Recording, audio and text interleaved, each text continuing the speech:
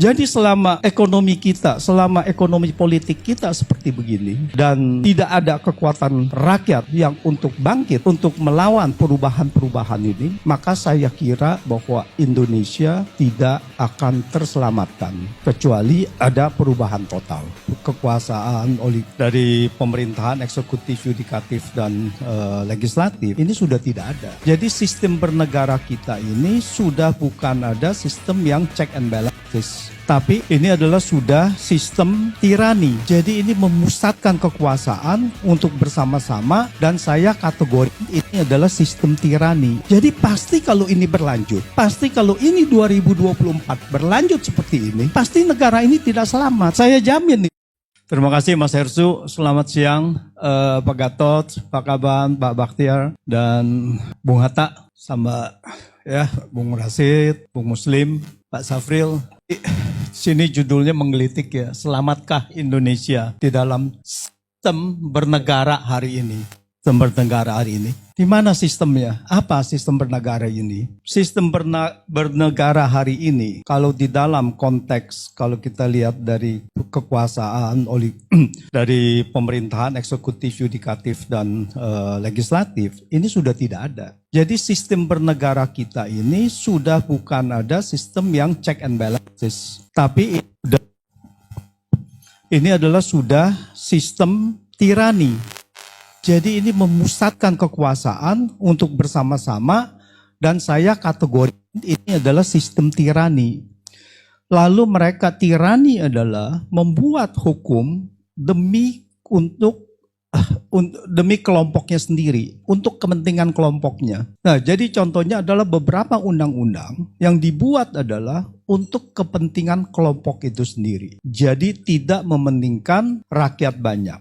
Dan dampaknya ini adalah sudah sangat luar biasa dari sudut ekonomi. Bahwa kalau kita flashback ke belakang, ya, sewaktu benar bahwa di Pak Harto juga, Orde Baru juga tidak ada check and balances. Benar itu. Tetapi bahwa kepemimpinan dari Orde Baru itu masih memikirkan kepada rakyat. Contohnya, itu waktu sumber daya dikuasai oleh negara. Semua hasil dari kenaikan harga komoditas, harga minyak, karet, dan sebagainya, semuanya itu dikembalikan kepada APBN. APBN kita meningkat tajam. Tetapi sekarang, sejak reformasi, kita bisa lihat perluasan lahan untuk komoditas, untuk khususnya batu bara, itu dikuasai oleh sekelompok masyarakat saja, sekelompok pengusaha. Ekspor batu bara dari 2004 sampai dengan 2019 itu adalah 245 miliar US dollar. Artinya sekitar dengan kurs saat ini adalah sekitar 3.750 triliun, sekitar gitu ya, 3.750 triliun. Dan menurut saya adalah paling sedikit setengahnya, atau dari 245 paling sedikit 100 miliar itu adalah profit. Berapa banyak itu? Dan batu bara adalah dikuasai oleh segelintir pengusaha. Nah, kita lihat sejak 2004, terus di 2015 ini ekonomi ini semakin, kalau kata-kata saya semakin brutal. Penguasaan ini semakin transparan bahwa ini dikuasai, dan kebijakan fiskal, jadi ekonomi politik fiskal ini sangat tidak berpihak kepada rakyat. Contohnya apa?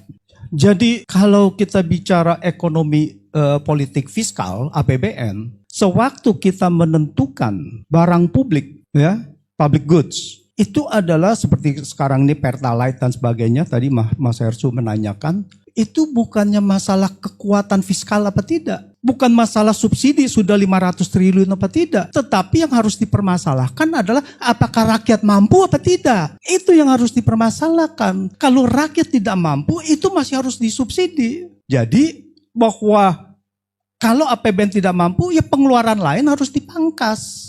Tarif listrik, semuanya itu adalah kepatutan dari kemampuan masyarakat untuk membayar. Nah, karena DPR-nya tadi sudah tidak memberikan kontrol kepada situ, maka tidak terjadi kebijakan ekonomi politik yang untuk rakyat. Salah satunya yang sangat-sangat menyakitkan rakyat adalah sewaktu pandemi, di mana harga minyak turun sampai ke $20, $10, tetapi tidak ada harga BBM turun. Ini adalah benar-benar kejahatan terhadap rakyat. Begitu naik, langsung naiknya cepat sekali. Nah, ini yang dimaksud dengan ekonomi politik fiskal kita. Ini sangat tidak pro rakyat, malah menzalimi, malah mencederai rakyat. Dampak dari DPR tidak ada fungsinya, tidak memainkan fungsi itu optimal. Proyek-proyek ini, proyek infrastruktur, ini membengkaknya itu bukan kalau dulu masih puluhan miliar dan ratusan miliar mata kita sudah melotot. Sekarang ini triliunan. Jalan tol, Cilincing, Cibitung, itu biaya proyek naik dari sekitar 4 triliun menjadi 10,2 triliun. Bayangkan, biaya membengkak dari 4 triliun menjadi 10,2 triliun. Dan itu menjadi salah satu biaya pembangunan tol yang termahal di dunia. Dan juga kereta cepat. Cost overrun-nya, biaya bengkaknya adalah 1,9 miliar dolar, setara dengan 28 triliun. Itu pembengkakan. Bagaimana bisa proyek 6 triliun, bengkaknya 2 triliun, sepertiga, lebih dari 30%. Apa bengkaknya? Kalau kita lihat dari 6 miliar saja, itu adalah sudah salah satu yang termahal. Kalau harga proyek yang sama di China, itu cuma maksimum 3 miliar. Karena dia 21 juta dolar per kilometer. Kita cuma ada 142 kilometer. Jadi kalau dengan harga seperti sekarang menjadi 8 triliun, itu kurang lebih kita sama dengan pembangunan kereta cepat yang paling mahal di dunia, di California. 50 juta per kilometer. Kita lebih dari situ juga, kurang lebih sama. Jadi bayangkan di Indonesia dengan 142 kilometer kereta cepat, lalu biaya proyeknya itu yang menjadi termahal di dunia. Tapi apa? Rakyat bisa apa? DPR sudah begitu. Jadi pasti kalau ini berlanjut, pasti kalau ini 2024 berlanjut seperti ini, pasti negara ini tidak selamat. Saya jamin itu. Kalau kita di 2018, sekarang di 2018, maka rakyat miskin kita itu ada 150 juta orang atau 56%. Menurut Bank Dunia, tahun 2020 itu masih di atas 50%. Itu yang mempunyai pendapatan hanya 1 juta rupiah per bulan, per orang. Bayangkan, kalau itu menjadi 2 juta pendapatan yang per orang, per bulan 2 juta, itu berapa rakyat kita? Itu mungkin tadi yang dikatakan 80%, lebih dari 80%. Yang mempunyai pendapatan 2 juta ke bawah. Apakah kita merdeka? Tulisan saya adalah kita belum mahardika. Karena kita belum sejahtera, belum kuat. Sekarang kita merenung, kenapa begini? Kenapa pemerintah kok begitu banyak duit semester 2 ini, APBN surplus, kenapa tidak diberikan kepada rakyat? Sekarang saya merenung, saya melihat bagaimana Stalin mempertahankan kekuasaannya.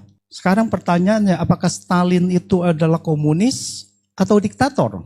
Dan lebih kecenderungannya lebih banyak diktator.